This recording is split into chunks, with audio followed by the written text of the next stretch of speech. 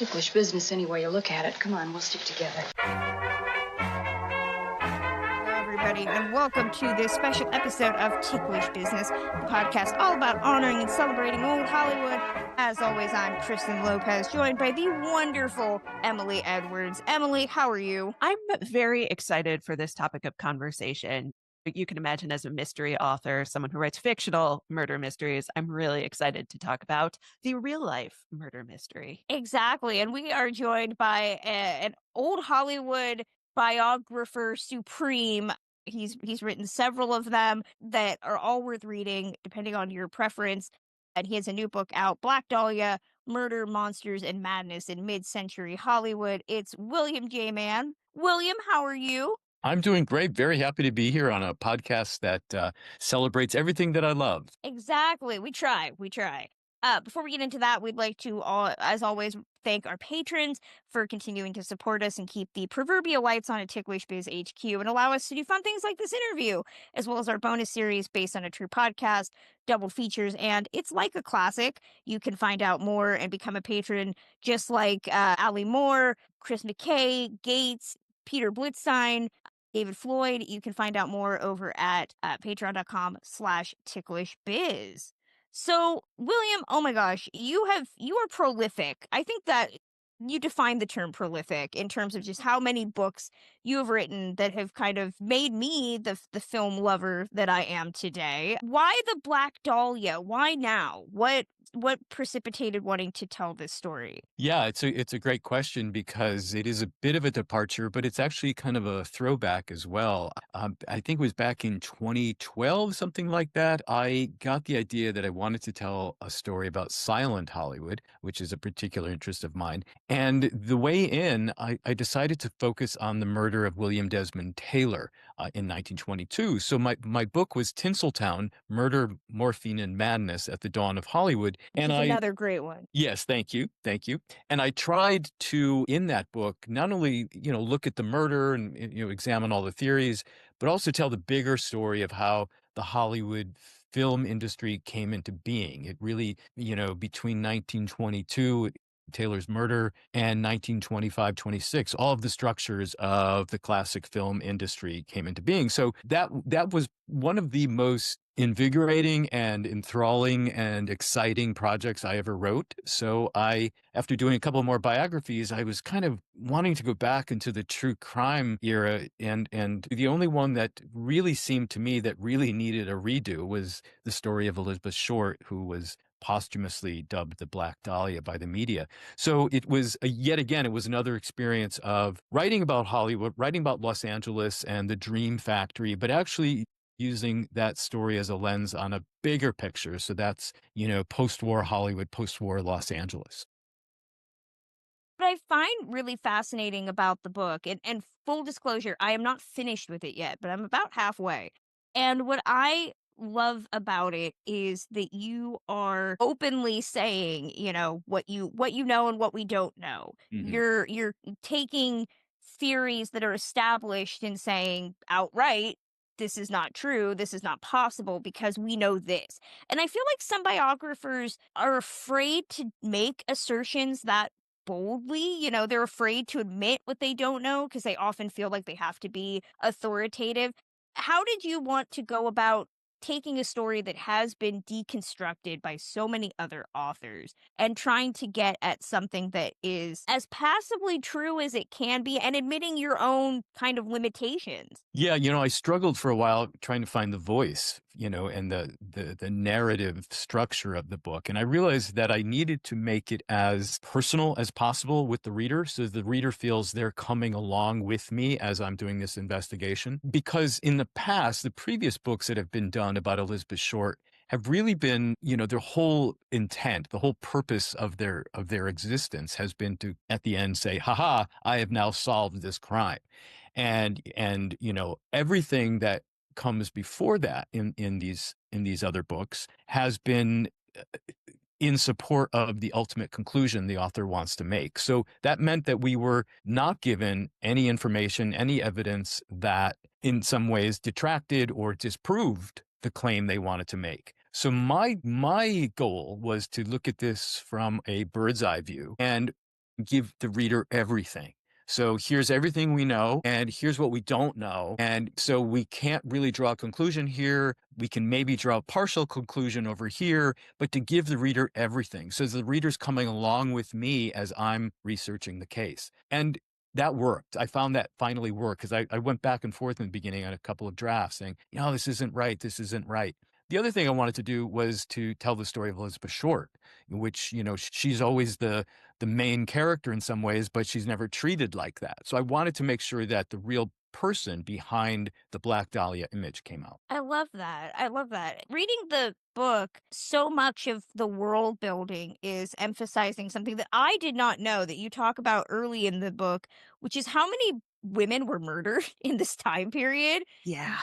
Yeah, and how that really does feel like a bit of a trend that was happening. Can you talk a little bit about laying that out and discovering that? Because I think for me, as somebody who has read so many Black Dahlia centric books, no one has really presented that. Even though, the murders aren't the same, it's not to say that there was a serial killer running around killing women, but that killing women was at a far higher crime rate than it was in the kind of previous decade and later on. How did you discover that? Yeah, it's really notable when you look at the graphs. So that the murder rate in general was plummeting at, starting in the mid 1930s. The murder rate was coming down, but if you look very closely, right at the time that World War II ends, and for a few years after that, there's this spike. It doesn't nearly go as high as it once was, but there's a spike. There's a definite change. And then when I dug deeper, I saw that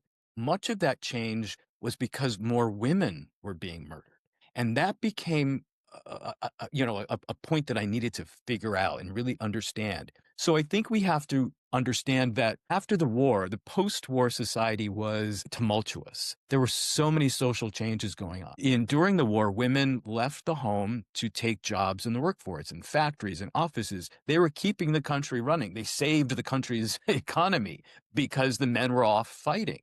And then the men come home and the women are expected to go back to the kitchen and, raise your babies. And a lot of women were saying, no, I think I'm doing fine right here in my position and I'm going to stay working. And younger women were coming of age and saying, yeah, I've seen this opportunity. I want to go explore the world. I want to change my future. I don't have to be my mother. And that was Elizabeth Short.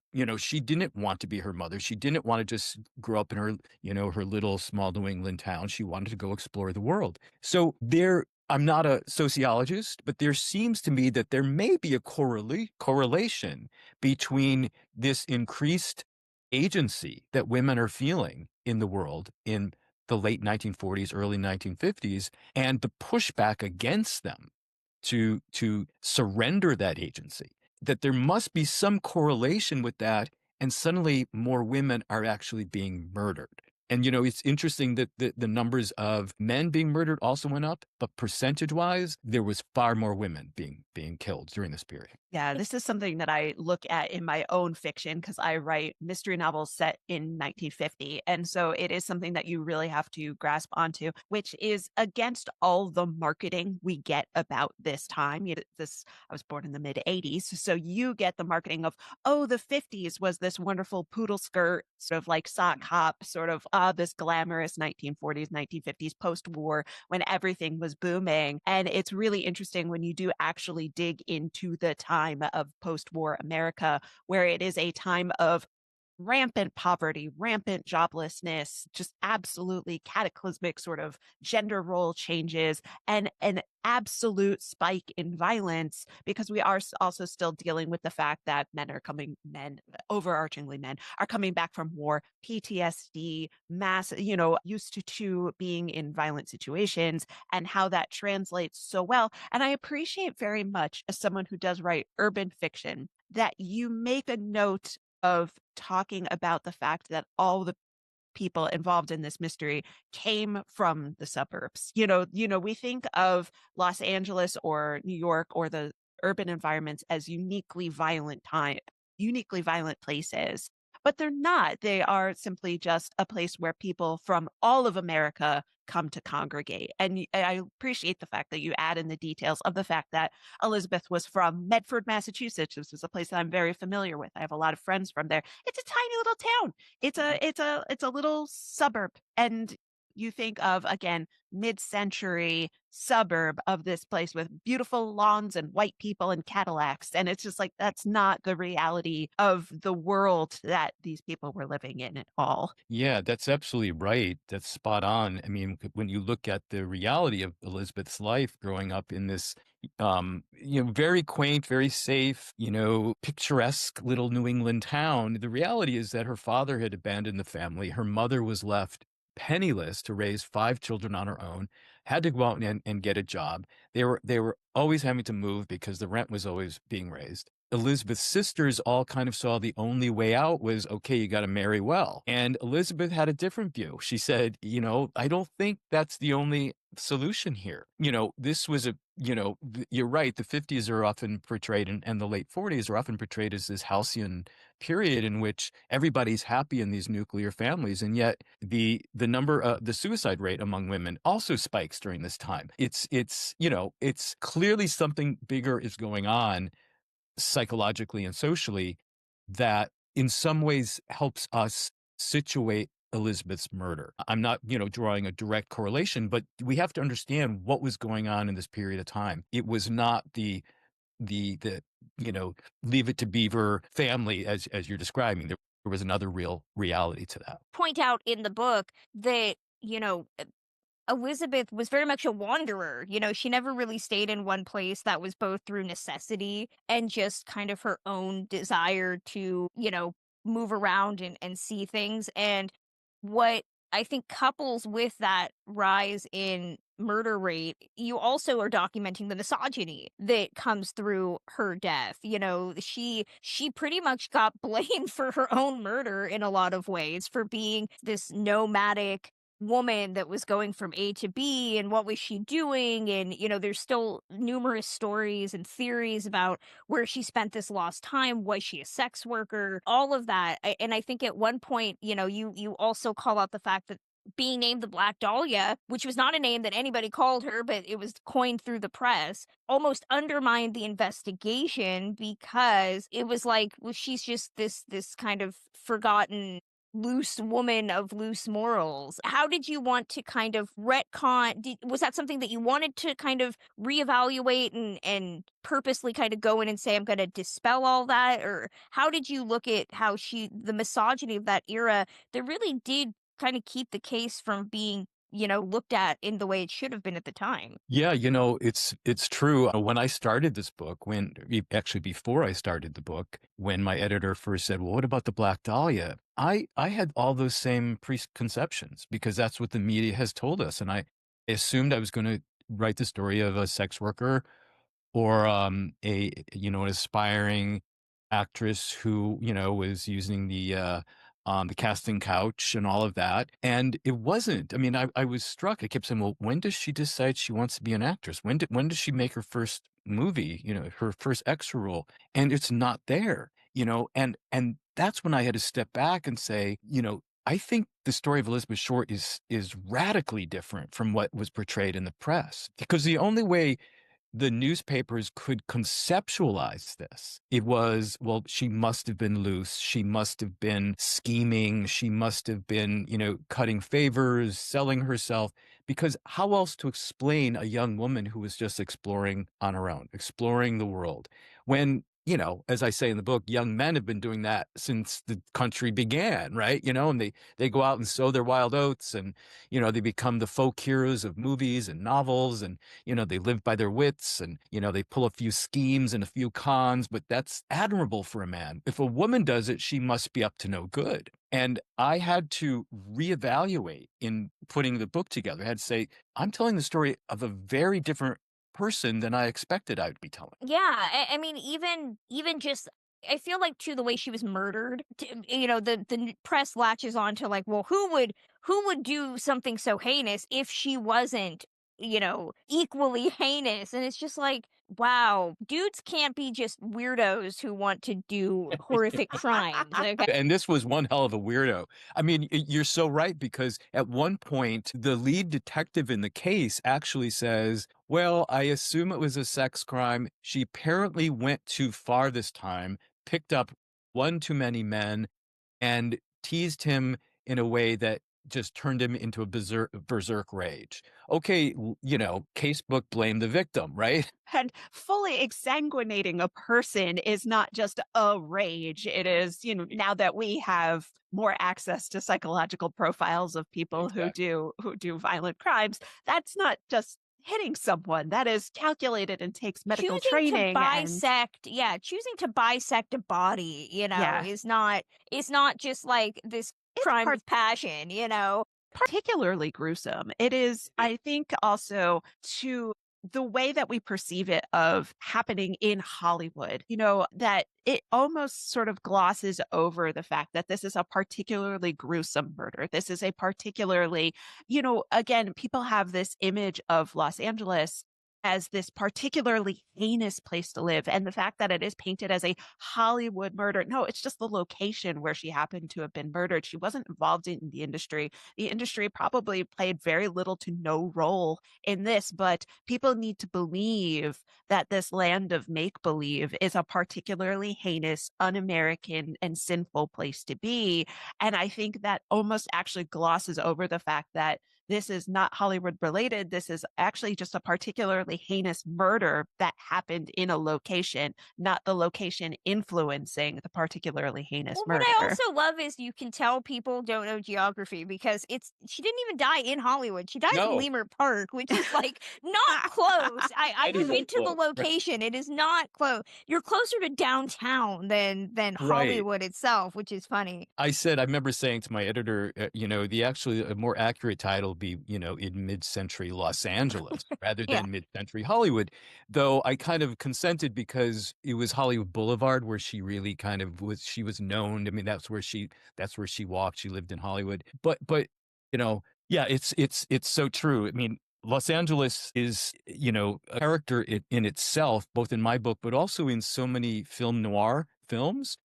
And I think what's interesting, and part of the reason why I think Elizabeth Short is so associated with Hollywood, is because, noir was just kind of coming into existence when this murder happened. And yet you see her, kind of her influence in so many noir movies. I'm thinking like Blue Gardenia in 1953. The murder is exactly the same. The Kiss Me Deadly. I mean, again, it's like these murders that look exactly like Elizabeth Short, and kind of the reaction of the press is just like that. And then of course the novels of James Ellroy. So she kind of became a movie star, even though that was never her goal. Simply by the way the press and the public associated her with the land of illusions. Well, and I would say Hollywood hasn't really done much to dispel that notion since her passing. Right. We've talked about, we did an episode on the Lucy Arnaz Black Dahlia biopic, which is not great. Francis Ford Coppola does Black Dahlia in 2006, which technically isn't a movie about the Black Dahlia, Not but at he all. clearly liked the name. But it Right. also does what few sequences of Elizabeth Short it includes, plays more on the sex worker femme Right. fatale element of it. I would say there hasn't been a real honest depiction of Elizabeth Short's life cinematically. Right. For one of the most famous murders in this town, Hollywood hasn't really capitalized on it, and there's not dozens of movies about her, and B, what they have done has not worked at all. And I wonder why that is. Yeah, the Black Dahlia film from also there was True Confessions as well, but Yeah. um but but especially in the film The Black Dahlia, they do use Elizabeth Short's name and turn her into a sex worker, and she's involved in all this corruption and all of that. Um, and that was really painful. Elizabeth's mother was still alive or had just passed at the time, and I've seen letters from her sister Muriel, who right, just they couldn't believe that they were actually using her name and yet telling a story that had nothing to do with her actual life or death. And I think Hollywood struggles with it because this is to tell the real story. You're going to have to tell a story that's kind of diametrically opposed to the kind of stories you like to tell. The woman who gets, sucked into crime or sex and gets exploited by men. And they don't want to tell a story of a young woman who actually was, living her life and exploring the world. And, sometimes she didn't know where she was going to sleep at night, but she was still out to keep trying. So I think that's the reason Hollywood hasn't ever been able to put their finger on this story. We talk about this a lot on the show in terms of like who's got a cinematic story, and we've talked about people that probably will never get a biopic because they're just not that. They were good people. That doesn't make them interesting people, And I think Hollywood doesn't understand that there's a world where Elizabeth Short is a woman that was always on the knife tip of being homeless, and we don't support homelessness, in the country, let alone in LA. When nobody wants that story about this like quasi homeless woman who gets attacked and murdered by a psycho. I love that you mention in the book, which was something that really struck me because there are so many pictures of Elizabeth Short out there that have become famous. But you talk about that she didn't really take care of herself too. She had terrible teeth. And I think that's something that stuck out to me because we don't often get a look at her as a woman that, clearly was not setting up her own murder, but was a woman that clearly had flaws, and that was struggling and was not taking care of herself. Would she have lived to a ripe old age naturally? Who knows, But I was really struck by that sequence reading it, being like, yeah, she is a woman that, had her own problems. And again, I don't think that's something that cinema really wants. They want like a hot girl with like that $1 million smile that gets murdered. That's what they want. Right. Yeah. And, Elizabeth, I think that goes back to the fact that she grew up, quite poor, always having to move from apartment to apartment with her 4 sisters and her mother. Her mother couldn't afford dental care. There was no health insurance back then. So, Elizabeth also suffered from pleurisy. She'd had an operation. So she was always having difficulty breathing, sometimes had to sleep sitting up. She was a beautiful young woman, but yeah, I mean, there was some artifice to her presentation. She dripped candle wax in to cover the cavities in her teeth. And, she wore a lot of makeup, always had her hair very sprayed up high and all of that. So she was very conscious of the presentation she wanted to make to the world. And she probably was very recognizing the so-called flaws that she had. You do an excellent job of making us realize how long ago this actually was. Because again, now that we're deep into the 2000s, I think those of us over 30, have a different understanding of how long ago 1947 post-war years were. Do you think one of the reasons why we didn't, it's actually really frustrating to me that the majority of the people who were involved in this, who knew Elizabeth Short, who knew the world, have passed on. And now that we have a more truthful, a more honest, a more sort of humane understanding of this woman that was murdered, it's a shame that now that she's being treated like a person, nobody who knew her as a person is still around. This is happening 80 years ago. It's so depressing. Yeah, it is. And I really think that Ann Toth was her best friend in Hollywood, really her only true friend. And Anne was kind of this voice in the wilderness for the next 40 years after Elizabeth died, saying, she wasn't a bad person. She wasn't a sex worker. She was in no way responsible for her own death. She had friends. She was kind. She was always out there trying to, tell the real story about Elizabeth. And that was not a story people wanted to hear. Anne would get frustrated by this. I know this from talking to her family because, she said, the advice she always gave Elizabeth was, you can make it on your own. You can do this. She encouraged her to, keep trying to find her way in some career, some kind of job.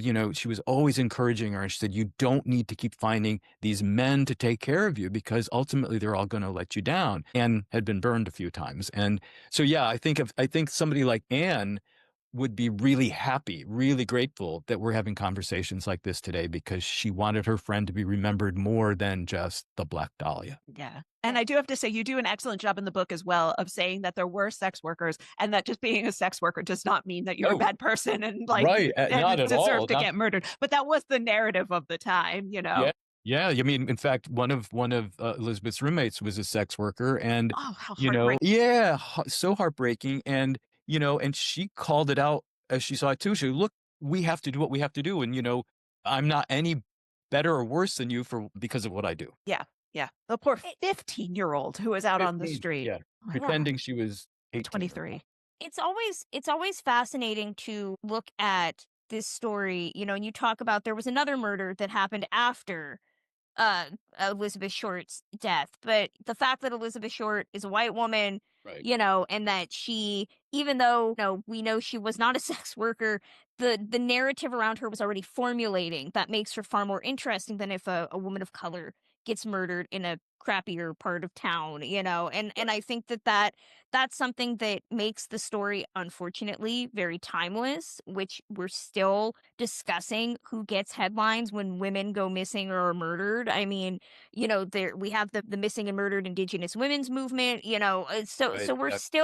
we're still dealing with this belief that the news only has a limited amount of stories that they can focus on and what they are choosing to portray. And yet I didn't think I could be shocked reading anything about the Black Dahlia at this point, but reading the book and how you talk about the press, Jimmy Richardson from the Examiner, who is holding items hostage, Yeah. and trying to get the paper to announce things first Mhm. versus the police, and how the police chose in certain instances to let the press kind of control the investigation. I mean, is there one moment for you that you look at and say, this is where the investigation went off the rails, or this is when the investigation could have done something had the press not had the upper hand? Well, I think in many cases, the involvement of the media, the distractions from the media, and that's mostly newspapers at the time, though magazines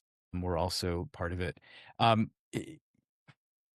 This is in no way trying to exonerate the detectives on the case, who I think the original detectives did a good job. I think they wanted to find the case. It's a myth that they let the crime scene get compromised and all of that, but they were so distracted by this constant one-upping that was going on in the Los Angeles press. So I think there were 5 daily papers at the time. All of them were hugely competitive and each trying to outdo the other. So if one day the Examiner comes up with, here, we found the person, this is the best suspect we've ever had, and then the next day the Herald Express does it, and the next day the Daily News does it, the cops had to then put down what they were doing and go interview these crazy people who were simply trying to get of their 15 minutes of fame. And in doing that, the constant distractions, I believe, prevented them from going back to some of the original suspects that they talked to. Because I think, as often is the case, I've talked to enough detectives now, it's those first people you interview where you most likely to find your killer.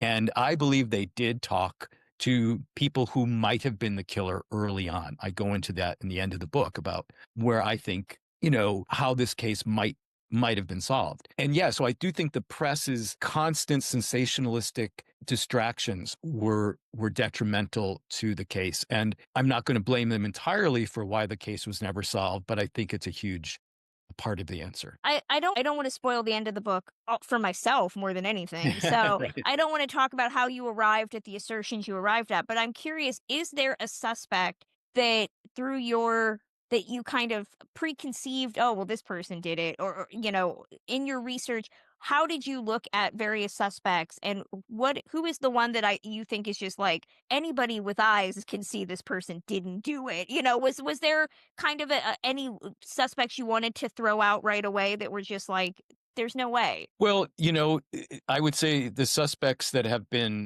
named as solutions to the crime in previous books are all easy to disprove. There's no evidence supporting any of those suspects. And those books, let's remember, were written before a lot of the evidence was released. I mean, we still don't have the entire police files on this case from the LAPD. And I don't know if that'll be released. We have a very few pages that they did make public. Mostly what we have is from the very extensive district attorney's investigation, but that wasn't released right away when some of these books were first written. So they didn't even have the district attorney files. So I would say that there are, suspects who were easy to disprove because there's literally nothing that connects them to Elizabeth Short. And that's the only reason that they've been flouted is because, well, the only way some of these authors have been able to put forward their cases is to say, well, and the reason we don't have the smoking gun is because this conspiracy theory happened. This cover-up happened. And, and there's so many conspiracy theories about cover-ups that are floating around this case. And I've tried to ignore all of them and just look at the actual evidence. I do think there are a couple of scenarios, and I won't ruin anything for you or for the readers, but there are a couple of scenarios that I couldn't disprove. And the evidence is there, it's circumstantial, but it's in some cases compelling. And I think those two scenarios, for me, are the only two ways of seeing a solution to this case until and if the LAPD ever releases those files. Well, I was going to say, is there a reason why it's been 80 years. Anybody that did this at this point is either extremely old or dead by now. Right. So is there a reason they're still holding this stuff back? I guess because it's still technically considered an open case, and they're not going to release stuff that's that has to do with an open investigation, though it's not being investigated. I mean, there is a detective who is nominally in charge, and she originally agreed to talk to me, and then I got a notice from the LAPD that they weren't going to talk about the case at all. So, I think it's just they don't want to set a precedent maybe about releasing materials on cases that aren't technically closed, but they don't want to close it because, well, I don't know. I mean, I don't know why. I would be fascinated by that woman that's not like running the case at this point. Like 80 years later, what do you investigate? Who do you talk to? That's a fascinating story all on its own. Yes, it is. It is. Yeah. And I was happy I was like, I'll bring in all the stuff I found if you want it. Yeah. But meanwhile, they're still investigating the Natalie Wood death. I don't know. It's bizarre. Right. Emily wanted to say something. I'm just always flabbergasted by the publicity mechanism of law enforcement. We like to consider, though I think we're getting more intelligent about it now, that law enforcement always tells the truth. There's truth, justice in the American way. And the publicity machine of the LAPD in particular is a particularly robust and professional publicity machine. And the fact that they haven't released any files is, particularly indicative of the fact that they know how much of the reputation of the police is at stake. And I can only imagine how understanding of that mechanism they had when dealing with a rampant and, again, fervent press that they have no real control over whatsoever. Again, people like to think that the press one day in this amorphous past was this, this bastion of truth and reporting to, and I always wonder behind people no, newspapers were at each other's throat all the time. The news was never free. The news was never accurate, and the news was never unbiased. Exactly. Yeah. I mean, it's so true. And that was never more true than Los Angeles in the 30s and the 40s. I mean, it was really, by the end of the period that I'm writing about, there was a movement towards some more journalistic integrity. And there were some younger writers who were coming into the fold, people like Sarah Boynoff, who, had actually, gone to journalism school and, learned how to write the news and investigate. And a code of ethics. Yeah, code of ethics. Yes. And in fact, that's what, Sarah Boynoff actually ends up exposing a corrupt member of the LAPD who was trying to take the investigation in a certain way. So, but yeah, most of the people that were operating at the Examiner and the Herald Express and the Daily News and not so much of the Times was a little bit higher in reputation, but they had their moments too. Most of them really about just selling newspapers. What scoop will give us the biggest bang for our buck? Because the initial reporting of Elizabeth Short's death, they sold more newspapers than they had at Pearl Harbor. They were constantly going after that. That's amazing. I mean, I have to put all your books in context and ask this question. I mean, you've covered Katharine Hepburn, you've covered Barbara Streisand, you've Billy Haynes. I mean, you've gone the gamut, of different people of this era. What does a subject have to have for you at this point to want to tell their story? It has to have an untold story. I just don't want to tell a story that, okay, I like this actor or this director or this person, and I'm going to just tell their story because I like them. If a biography has already been done that says it all, I don't want to just redo that. So it has to be something untold. It has to be something that I can take a brand new look at their lives and their careers. So, when my editor asked me if I wanted to do Marlon Brando, for example, I was like, well, yeah, but what hasn't been told about Marlon Brando? He's, everybody seems to know everything. And then I realized I looked at the last biography, which was a very unsympathetic biography. And then I got to talking to the estate and they said, well, we'll let you see all his private papers. And I said, well, let me see if there's something in there. And I realized that the story of Brando had been told in a certain way before and never really got to the real person. So that intrigued me. I said, okay, I think I can do this. I think I can put a new perspective on this. I can use a different lens to understanding Brando. And that was the same with Hepburn. That was the same with Elizabeth Taylor. I mean, really all of them. I had to make sure there was a new lens that I could bring to their story. Fun fact, I just read The Contender this year, actually, I think like 2 months ago. And I was very happy that I did because it was a very different look at Brando's life and story. So, you've only had 3 years between this and your last book you did on Bogey and Bacall. Do you already have a subject for another book, or is it just full steam ahead on Dahlia until further notice? Yeah, unlike some of the others, I don't have a new idea yet, a new subject. We're talking about various ideas, but I have to make sure that it's something that really grabs my attention. There have been a couple of my books that I've written, and I'm not going to name which ones, that my heart was never 100% in them. It was like, okay, I think I ended up doing a good job, but they weren't passions for me. And I have to make sure that the next book has the kind of passion I have for Dahlia, for Brando, for Hepburn, and others. I mean, just really to be able to get in there and tell the story. I got some suggestions for you. We'll talk off air. Open to all of them. Open to all of them. I don't want to besmirch any other authors that have already written books where I'm just kind of like, yeah, but we could do better. Yeah, that's often the case. Exactly. Well, I'm so glad that we got to talk with you about this book. I want to get the release date up so that I can tell people when it comes out. Thank you so much for writing this, because it's so important to remove the veneer of like prurience that we put over murdered women. And it's just and you don't get more famous murdered women than the Black Dahlia. And I think it's so important to remove that sort of, lens of what did she do to deserve this? And it's literally no one deserves to meet the fate that she did. And I can't thank you enough for trying to remove that lens from over her. That means a lot. Thank you. I mean, I realized early on that if I don't find the humanity of this person, then I will have failed. That this really has to be about her first more than anything else. You should definitely keep that in, Emily. Okay. The book is, again, the Black Dahlia, Murder, Monsters, and Madness in Mid-Century Hollywood, and it is out January 20th, so please purchase it.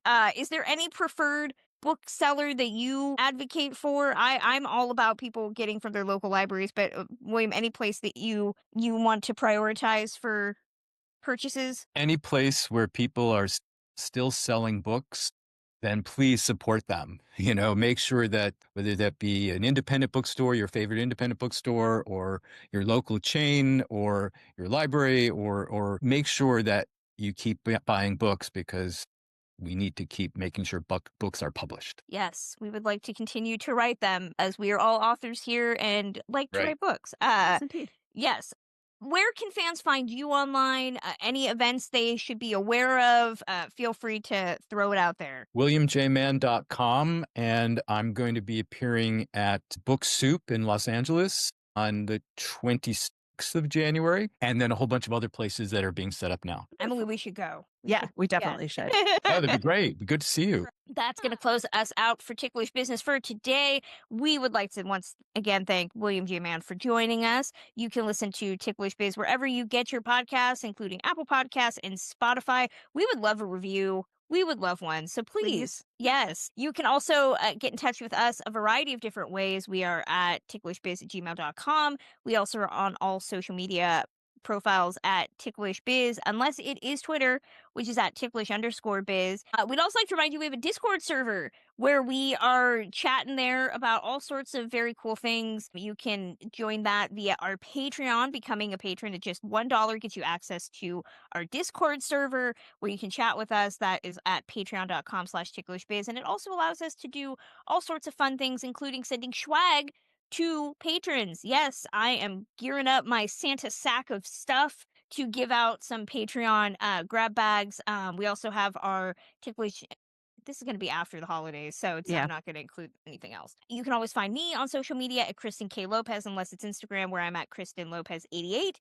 My site, The Film Maven, at thefilmmaven.com, is where you can read all of my awesome writing. And I also have my second book out, Popcorn Disabilities, which you can pre-order wherever you get books. Yay! Emily Edwards, where are you and where can fans find your fabulous stuff? Mostly on Blue Sky and Instagram at Ms. Emily Edwards. I'm also at MsEmilyEdwards.com. You can find links to buy my books, three fictional books set in 1950 New York City. If this has piqued your interest in mid-century murders, boy, do I have some fiction for you. You can find them wherever books are sold. You can find them on bookshop.org. You can find the audiobooks, which are incredible, I should say. Anywhere you get audiobooks, take them out of your local library. That would be awesome. I'd love to chat with you about fiction. So again, please find me over on social media. And I also have a newsletter about silver screen sleuths. I should have named it something less alliterative, over at MsEmilyEdwards.com, and you can subscribe there. I love how you turned into a newspaper spieler for that. 3 books. 3 fictional books. We will be back with a new episode soon.